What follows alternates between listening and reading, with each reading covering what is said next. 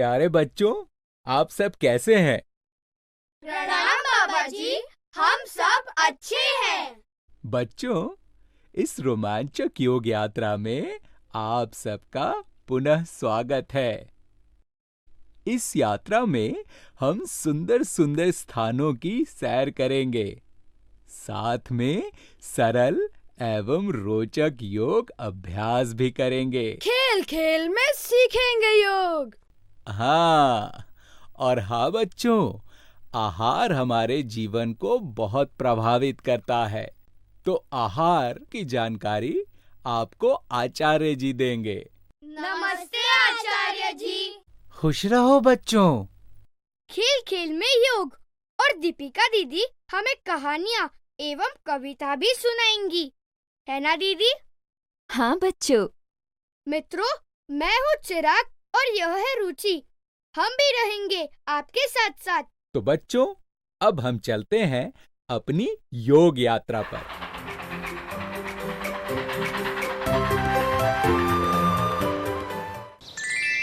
आओ सुने कहानी।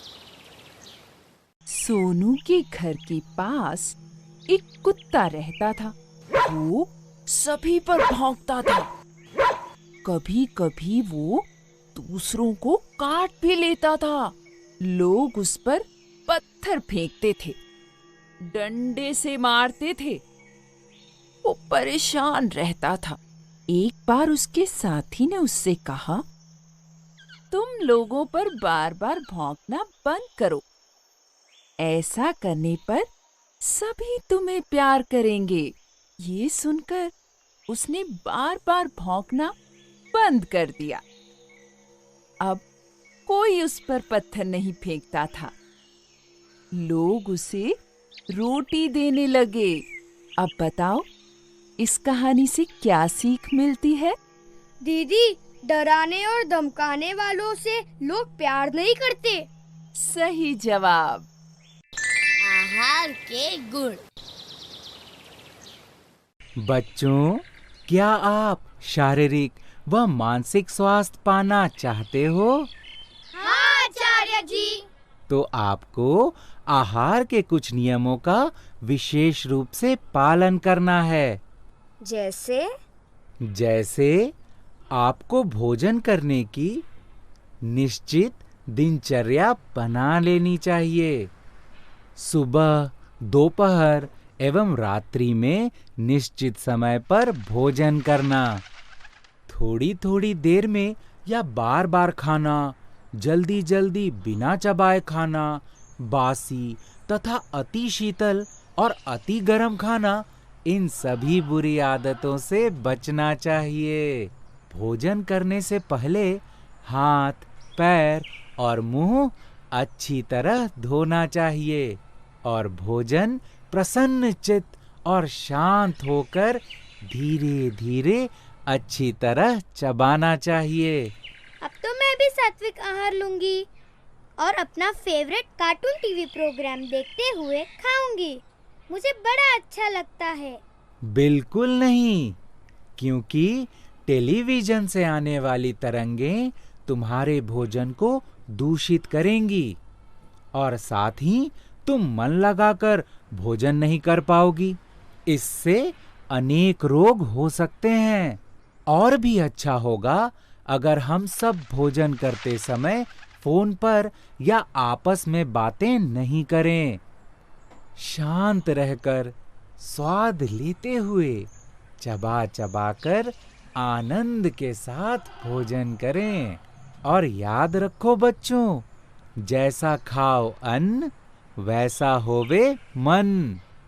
मतलब जैसा हमारा आहार होता है वैसा ही हमारा मन भी होता है। इसलिए हमारा आहार शुद्ध, संतुलित एवं सात्विक होना चाहिए।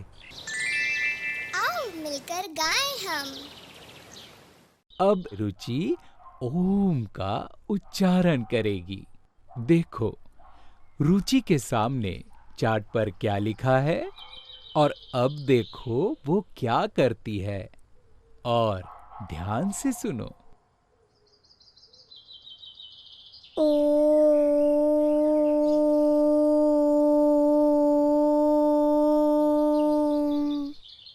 बच्चों, ओम का यह अभ्यास आप ब्लैक बोर्ड या किसी सादे कागज पर लिखकर भी कर सकते हैं।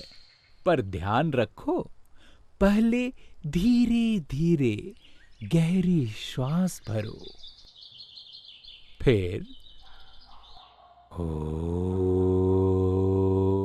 से श्वास छोड़ते हुए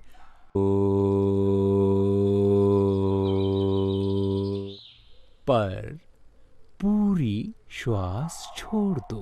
म के गायन में होंठ बंद रखो और मुंह के अंदर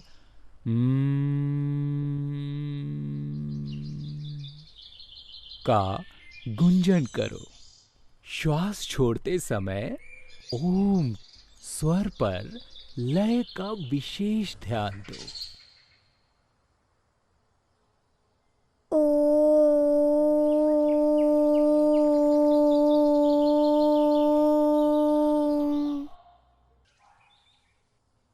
अब हम खेलेंगे एक और खेल। इसमें हम सरल सरल पशु पक्षियों की आकृतियां बनाएंगे, जैसे शुतुरमुर्ग और भ्रमर आकृति। शुतुरमुर्ग की आकृति को बनाने के लिए पैरों के बीच थोड़ा अंतर रखकर सीधे खड़े हो जाओ। धीरे धीरे गहरी गहरी श्वास भरो।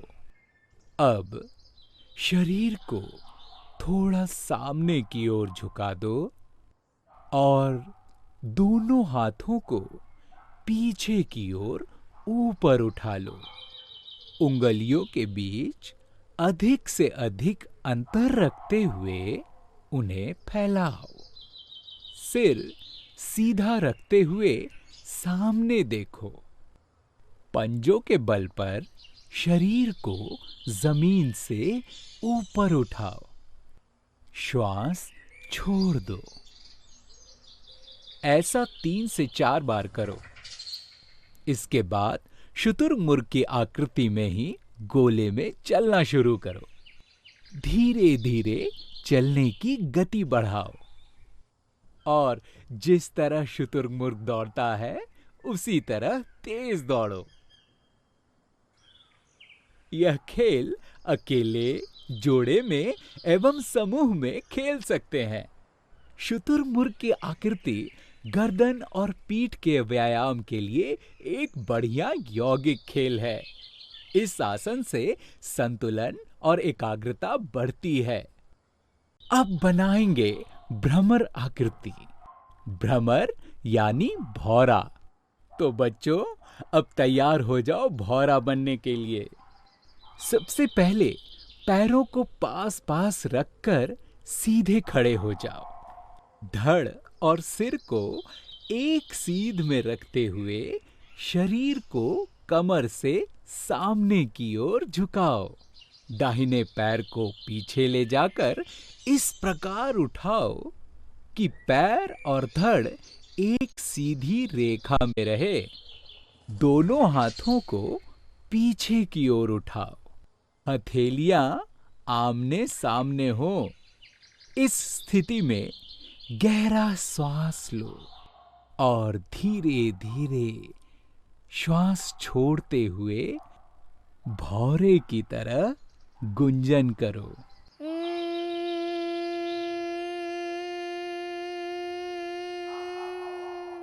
थोड़ी देर रुको।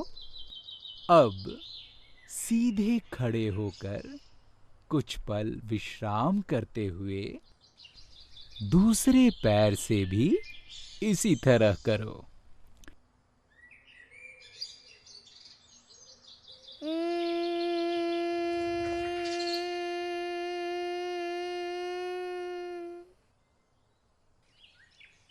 भ्रमर आकृति से शारीरिक संतुलन और मानसिक एकाग्रता बढ़ती है।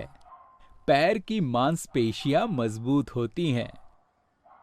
तो अब कपालभाति प्राणायाम से आरंभ करते हैं। कपाल का अर्थ है माथा या मस्तिष्क। भाति का अर्थ है आभा, तेज या प्रकाश।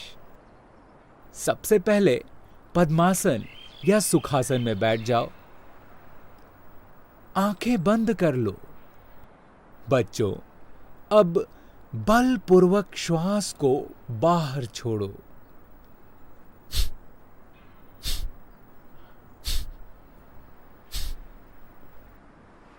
सहज रूप से जितना श्वास अंदर आता है, उस श्वास को बलपूर्वक बाहर छोड़ो।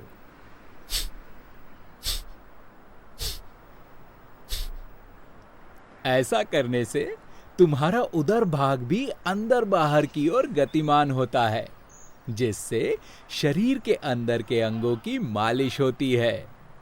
इस प्राणायाम को कम से कम 5 मिनट अवश्य करना चाहिए। इस प्राणायाम को करते समय मन में अच्छे अच्छे विचार भरें। उदाहरण के लिए, जैसे ही मैं श्वास छोड़ रहा हूं, मेरे शरीर के रोग भी बाहर निकल रहे हैं, आदि।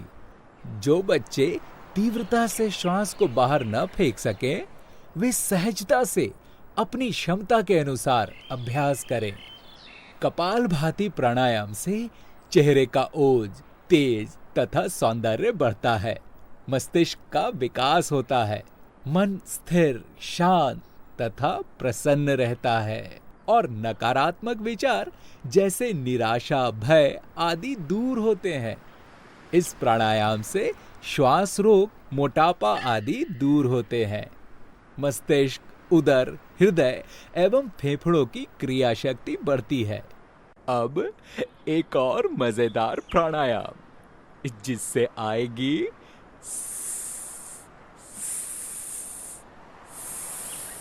की आवाज, तभी तो इसे कहते हैं शीतकारी प्राणायाम। सबसे पहले पद्मासन या सुखासन में बैठ जाओ। जीभ को तालू में लगाकर, दांतों को एकदम सटाकर, होठों को खोल कर रखो। अब धीरे धीरे सीसी की आवाज करते हुए मुंह से श्वास लो।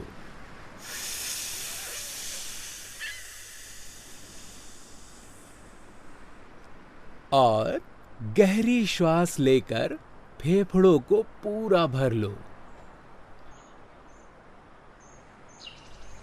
अब नासिका से धीरे धीरे श्वास को बाहर छोड़ो।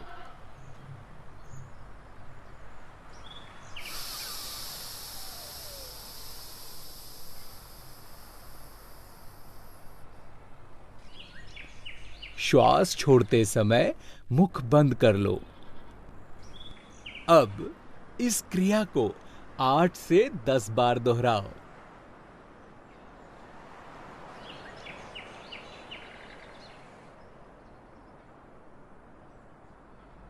पर बच्चों, सर्दियों में इस प्राणायाम का अभ्यास कम करना चाहिए।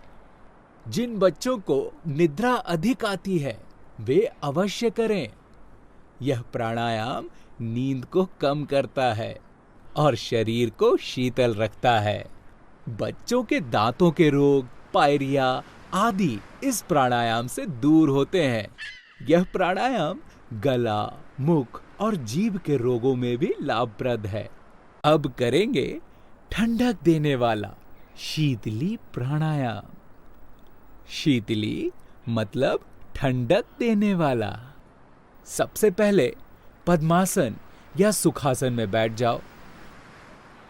इस प्राणायाम को करने के लिए जीभ को बाहर निकालो और उसे एक नलिका या गोल ट्यूब की तरह मोड़ दो। जीभ से धीरे धीरे श्वास लेकर फेफड़ों को पूर्ण रूप से वायु से भरो। इस स्थिति में कुछ क्षण श्वास को रोक कर रखो। अब नासिका से धीरे धीरे श्वास को बाहर छोड़ो। श्वास को छोड़ते समय जीभ भीतर कर लो। फिर से जीभ बाहर निकालकर ट्यूब की आकृति बनाओ और फेफड़ों को धीरे धीरे श्वास लेते हुए भरो। अब जीभ भीतर कर नासिका से श्वास छोड़ो। शीतली प्राणायाम से गले एवं जीभ की बीमारियां दूर होती हैं। गर्मी को कम करने के लिए यह उत्तम है। जिन्हें गला सूखने की शिकायत हो या जिनको अधिक पसीना आता है, उनके लिए यह प्राणायाम लाभकारी है। तुतलाकर बोलने वाले व्यक्तियों के उपचार के लिए भी यह किया जाता है। बच्चों, अब सीखेंगे एक ऐसा प्राणायाम जिसे यश देने वाला अभ्यास माना जाता है। इसी कारण से इसे उज्जाई कहा गया है। ऊंचे स्वर में उच्चारित होने के कारण भी इसे उज्जाई कहते हैं। पद्मासन या सुखासन में बैठ जाओ। इस प्राणायाम में श्वास को भरते हुए गले को सिकोड़ना है। जब ऐसा करोगे तब धीमे खर्राटे सी आवाज गले से आएगी। आवाज निकालने के लिए गले के मूल भाग को तालू से छूते हुए श्वास लेना चाहिए।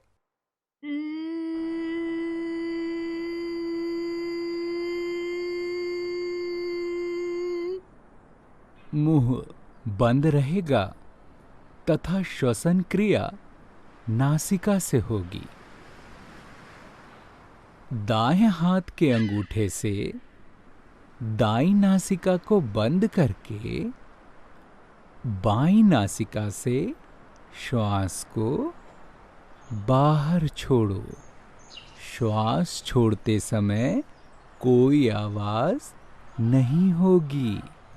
इस प्राणायाम को 5 से 10 बार करो। यह प्राणायाम उन बच्चों के लिए विशेष लाभप्रद है जिनके टॉन्सिल बढ़ जाते हैं, जिन्हें जुकाम जल्दी हो जाता है और जिन्हें बार बार इन्फ्लुएंजा एवं ब्रोंकाइटिस की शिकायत हो जाती है। उनके लिए उज्जाई प्राणायाम लाभकारी है। और हाँ, क्या आप मधुर आवाज में गीत गाना चाहते हो? हाँ। तो ऐसे बच्चे जो संगीत सीख रहे हैं या सीखना चाहते हैं, उनके लिए भी यह लाभदायक है। इससे उनका गला स्वस्थ रहता है, आवाज सुरीली और बुलंद हो जाती है। बच्चों का तुतलाना दूर करने में भी यह प्राणायाम लाभदायक है। जो सोते समय खर्राटे लेते हैं, उनको इस प्राणायाम से लाभ होता है। बच्चों, अब करेंगे भौरे के समान गुंजन। इस प्राणायाम में भ्रमर अर्थात भौरे के समान गुंजन किया जाता है। इसीलिए इस प्राणायाम को भ्रामरी प्राणायाम कहते हैं। बच्चों, सबसे पहले ध्यान के किसी भी आसन जैसे पद्मासन, सुखासन आदि में बैठो।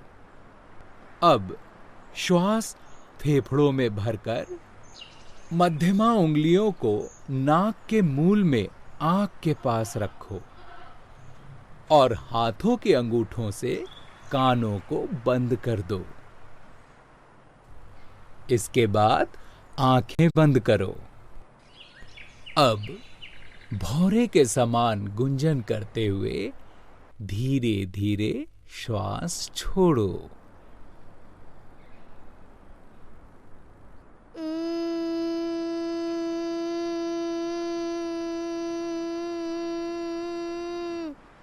भ्रमर का गुंजन करते समय मुंह खुला नहीं रखना चाहिए। श्वास छोड़ने तक की आवाज एक समान गति से हो। इसे करने से सिर दर्द, नींद न आना और मानसिक तनाव आदि में आराम मिलता है। स्मरण शक्ति बढ़ती है और पढ़ाई में मन लगता है। अब बताओ, योग करने के बाद आप लोगों में क्या अंतर आया? प्राणायाम करने से मेरी बंद नाक खुल गई और अब मैं हल्का और पहले से काफी स्वस्थ महसूस कर रहा हूँ। बहुत अच्छी बात है। बताओ सबसे अच्छा क्या लगा? ਬਾਬਾ ਜੀ ਮੈਨੂੰ ਯੋਗਿਕ ਜੋਗਿੰਗ ਵਿੱਚ ਬੜਾ ਮਜ਼ਾ ਆਇਆ। ਹੁਣ ਮੈਂ ਹੋਰ भी फिट महसूस करता हाँ। बाबा जी, मैं अब खाते समय टेलीविजन नहीं देखूंगी और पिज्जा भी बार बार नहीं खाऊंगी। शाबाश बच्चों, हमारी यात्रा यही समाप्त होती है। खूब मन लगाकर पढ़ाई करना, खेलना कूदना और रोज योग अभ्यास करना। नमस्ते बाबा जी। सदा खुश रहो। बहुत बहुत आशीर्वाद। आज हमने क्या सीखा? प्राणायामों को उनके लाभों से मिलाओ।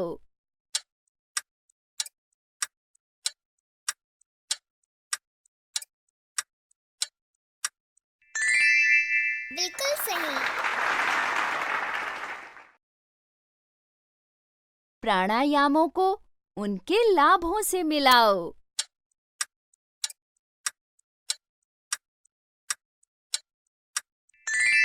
हाँ, बिल्कुल सही। चित्रों को देखकर प्राणायाम के नाम पहचानो।